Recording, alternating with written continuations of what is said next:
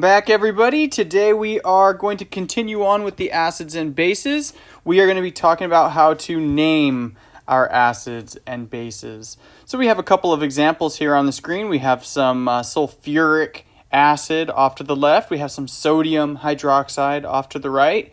And in previous lessons we should have figured out what an acid looks like when we look at its formula and what a base looks like when we look at its formula. Now we just have to figure out where we come up with weird names like this sulfuric acid here. You know, how do we come up with this term sulfuric? What's going on there? So the way that we do this is the first thing we need to do is kind of look at the acid and figure out what exactly it is that we're working with. So bases we know are pretty easy to identify. Most of them are going to have OHs on there. There are some that don't, but most of them will. And the cool thing about bases is it's just the normal rules that we already have talked about. So when we look back up here at something like sodium hydroxide, we see sodium is a metal and we have hydroxide is a polyatomic.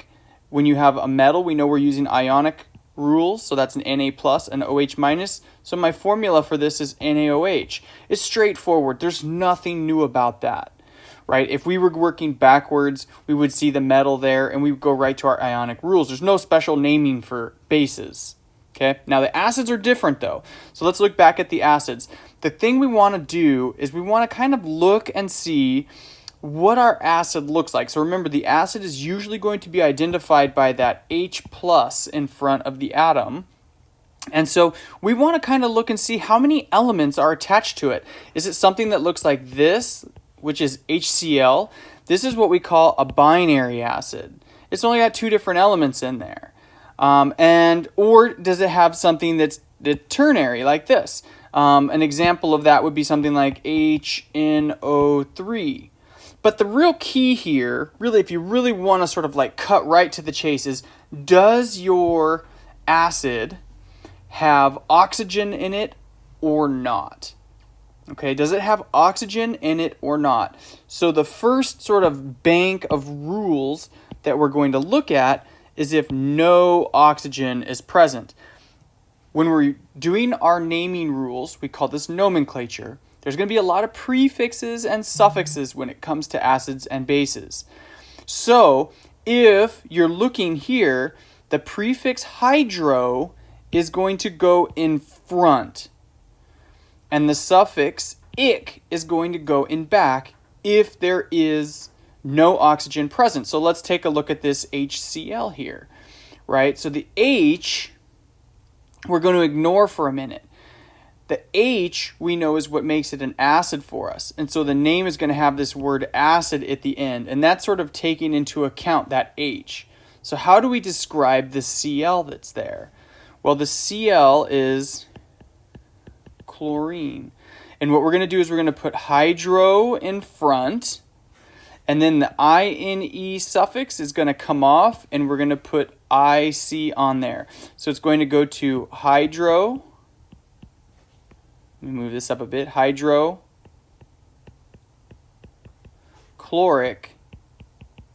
acid for our name. Okay, so we need to find the base part of the name and switch it out. So if you had something like this one, HF, for example, right? We know that the H is going to be the word acid there, and we know we're dealing with fluorine. So how would we change fluorine? Well, just like chlorine, we drop the INE off. So this would be hydrofluoric acid. So these are the easiest ones. No oxygen, use hydro and ic. Where it starts to get tricky is when you have oxygens present. When we have these polyatomic ions, most of our polyatomic ions have oxygen in them. They make the naming a little bit more complicated. So what you guys want to do is write this down. This chart right here is your best friend, okay? This is going to help you figure out how to name your acid if there's a polyatomic ion with oxygen in there. So go ahead and take a second, pause the video if you have to, and write this down. The key though, you guys will remember I made you memorize certain polyatomic ions. I said they were the most common ones. They show up all the time. We use them all the time.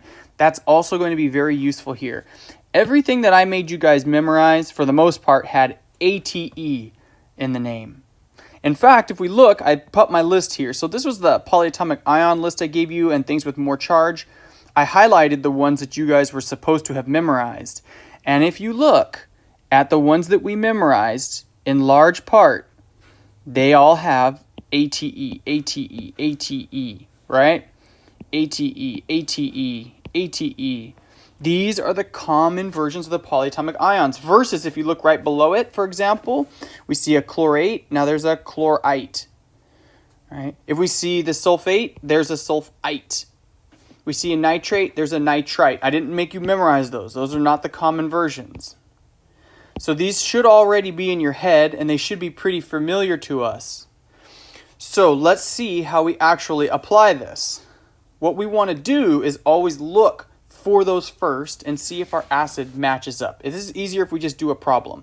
So let's take a look at these first ones here. So if we're looking at the HF, we already did that one. We said that this is hydrofluoric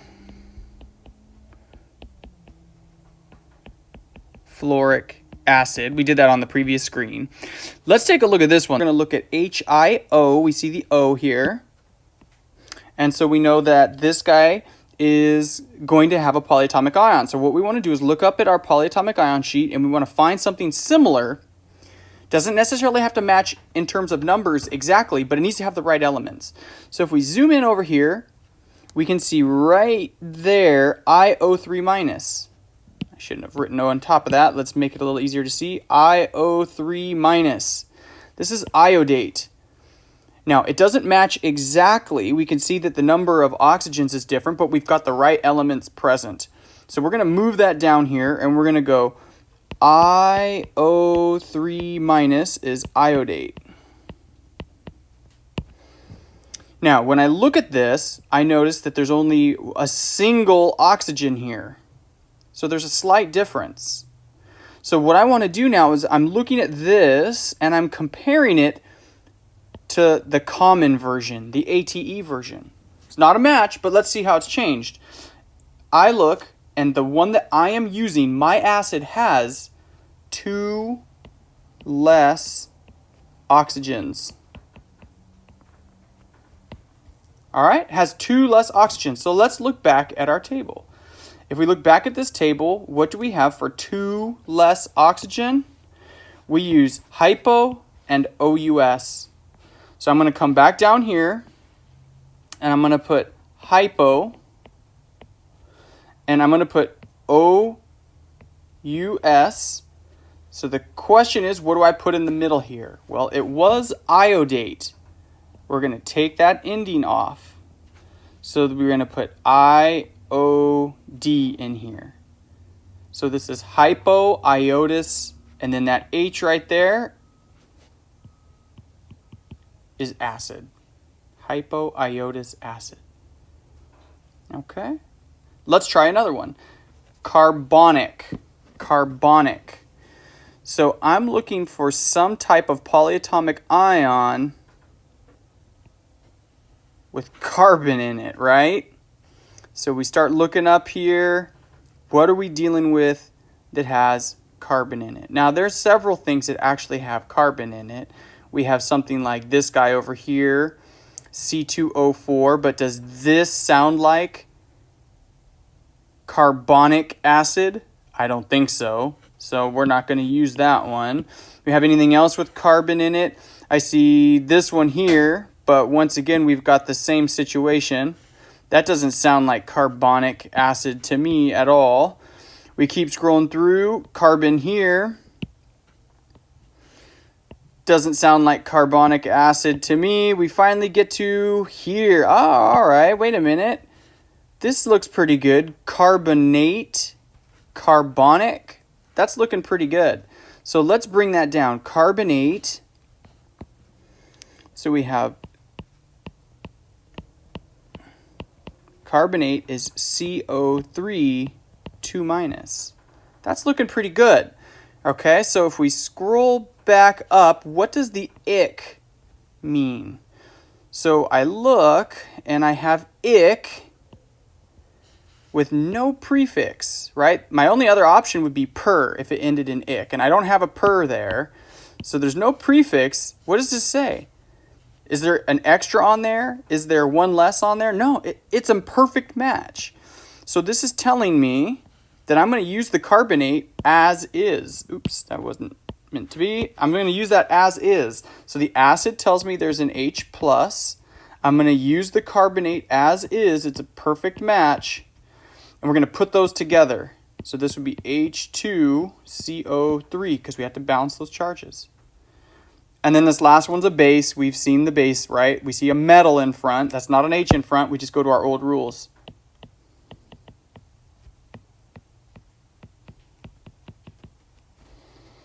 Okay, so let's take a look at this one. We've got a couple of examples here. So we're going to look at this first one. I'd like you to try and name this. What would the name for this be? Are there any oxygens present? If so, what do? We use the chart. In this one, there's no oxygens present. How do we name it when there's no oxygens present? What would the name for this be? So when there's no oxygens present, we know we're going to use hydro in front and ick at the end. The H means acid. And I'm going to go ahead and put this guy in here. So what is the I? It's iodine. So we're going to take the INE off because that's a suffix, and we're going to replace it with the IC. So this is going to be hydroiodic acid. Let's look at number 2. Periodic acid. How am I going to name this one? Well, I don't see a hydro in front, so there must be some oxygens in here. So what would this be if we were looking at the chart? All right, so if we're looking, I see a prefix per and a suffix ick. What does per and ick tell me? We look back. Per and ick means there's an extra oxygen. So let's find the polyatomic ion. So we're dealing with IOD. IOD is iodine. And we know there must be oxygens in it. And so we've seen this one. We just used it up here, right? So we go up here and we find the iodate. Iodate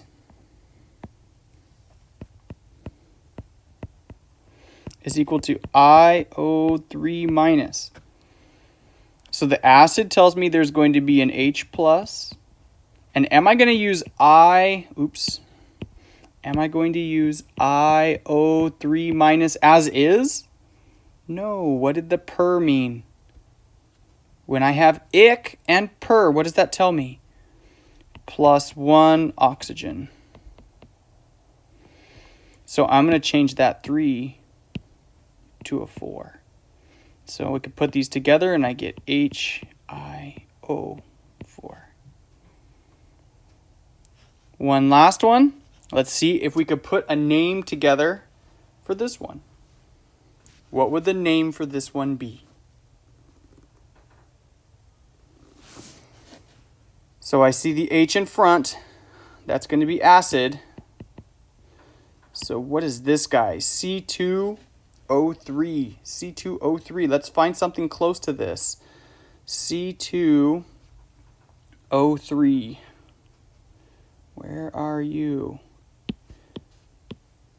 C2O3 is... Okay, here's a close one. I see...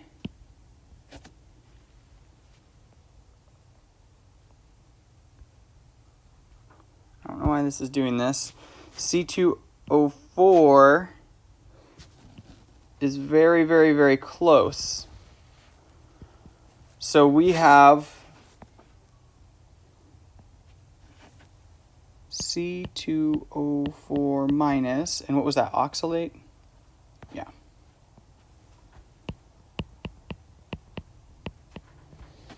So this is oxalate. We have C2O3. What do we have happening here? We have -1 oxygen. So what do we do if there's one less oxygen to our name? We come back up to our chart. One less oxygen. No prefix, right? There's no prefix, but we have a suffix, OUS. So we're going to use OUS. So we're going to get rid of the ending here. So this is going to be oxalic acid.